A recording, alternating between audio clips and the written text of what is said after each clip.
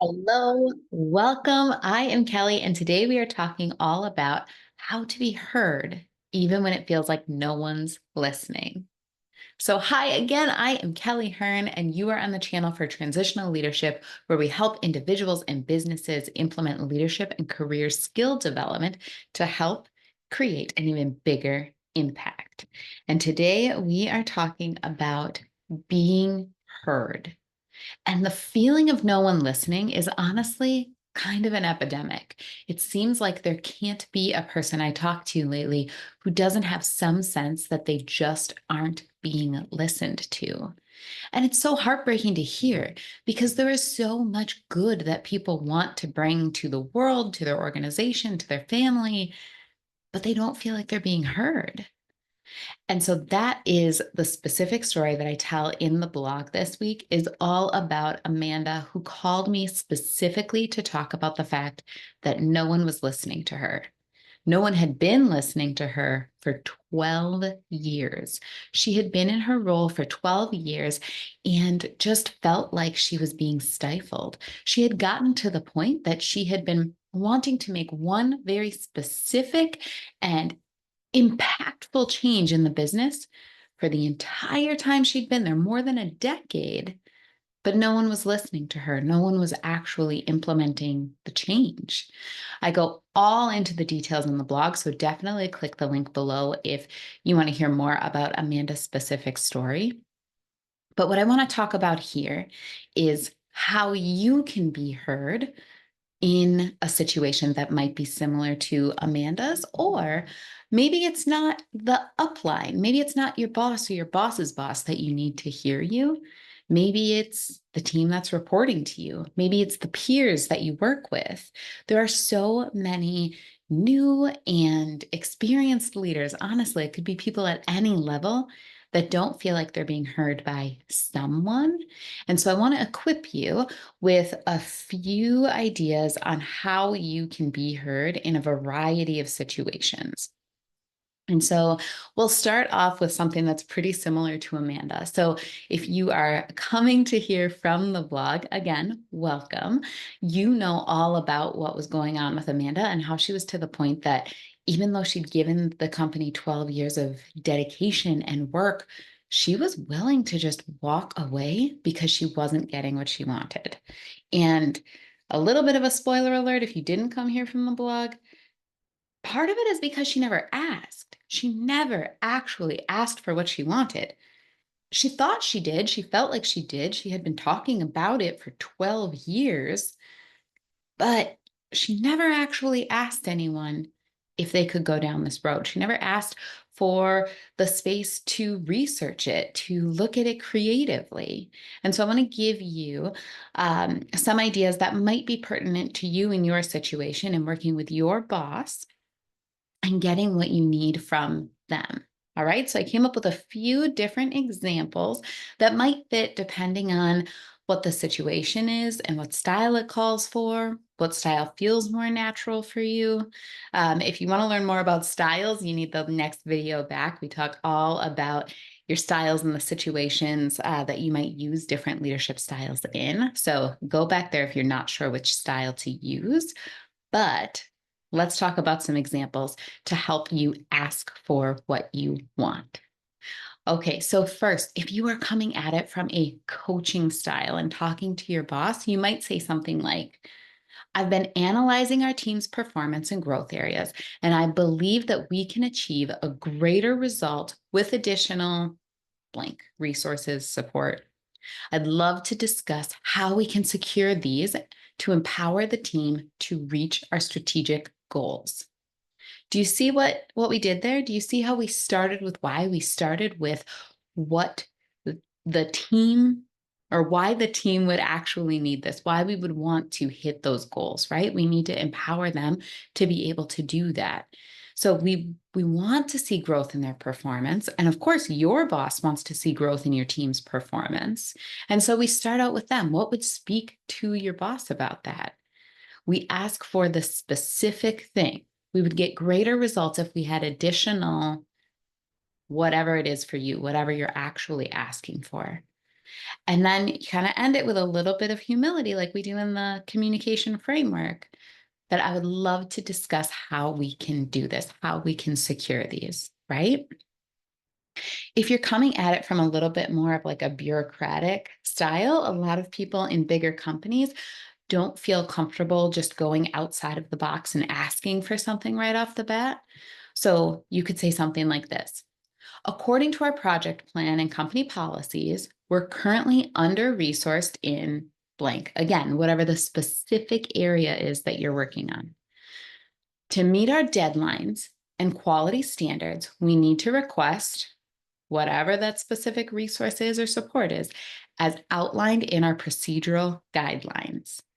So many companies call for certain levels of FTEs, full-time employees, or money to be spent towards a project or access to different systems or resources.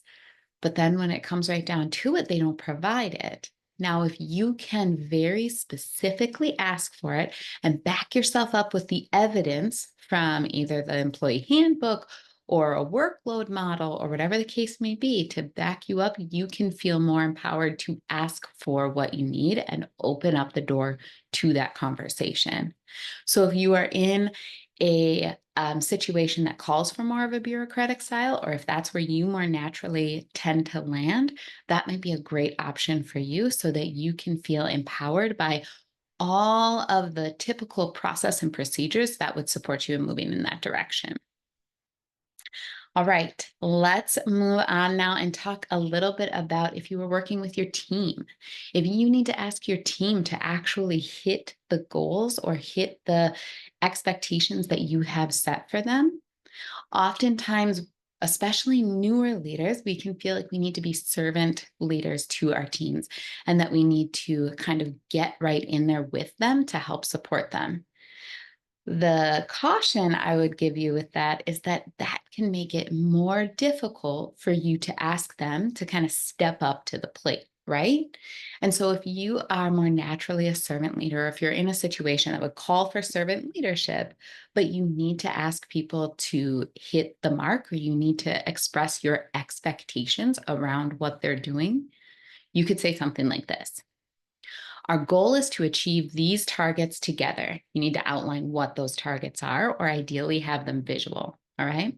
Our goal is to achieve these targets together, and I am committed to helping you get there.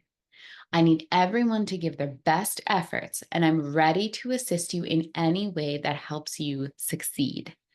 And then you leave that door open for them to come to you with those requests, with those suggestions. How can you help them to succeed? Right? If you give them the specifics of what the targets are, what you are measuring, where you need them to be, and then you support them by saying, look, I'll remove the obstacles. Look, I will help you in any way that I can, but you are empowering them to be solution focused and come to you to ask. That is going to set you up in the best situation possible. Another style that can be pretty easy for people to fall into is the authoritarian style. So that is where you are giving the directives to your team. You are telling them what you expect, and you're just kind of laying it all out on the line. Again, this can be one that newer leaders slip into a little easier because they don't always know which sort of situational leadership to lean into or which of their natural attributes to pull on and strengths to pull on to be able to support them in leading. That's okay. If you're an authoritarian leader or if you're in a situation that calls for that, you can very much so ask for what you want, but do it in a supportive and collaborative way. So it might sound something like this. We have specific targets to hit, and I expect everyone to step up and meet these expectations without excuses. This is the standard we're held to, and it must be achieved. What can I do to help? Okay, so you are very clearly outlining what the expectation is. There can't be excuses, but I can support you in moving forward. How can I support you? How can I help? All right. Again, we're sort of tying in a little bit of the compliment, a little bit of the why, a little bit of the humility that will get you to communicate better with your team as a whole. But that doesn't mean that you don't specify what you need or how you're going to get there. These are the targets we have to hit, and everybody is going to have to hit them. Now, what can I do to help get you there? All right, this part is for those a little bit more experienced leaders who are leaning on their peers to help drive a larger change throughout an organization. Now, that can be a little bit intimidating if you're new, but I want you to be ready to kind of stretch into this as you grow as a leader. So let's think of it this way. If you were working with your peers and you wanted to drive change throughout and specifically ask for what you want among your peer group, I want you to consider using a coaching style. So it might sound a little bit something like this. I believe we can drive these changes more effectively if we work together. How can we support each other in this process? Let's collaborate to ensure we're all aligned and moving in the same direction. So you are sharing the why, you are sharing what we can, you know, hit these more effectively if everybody works together.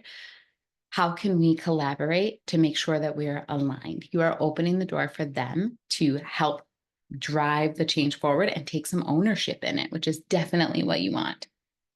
So that would be my go-to if you were working with your peers.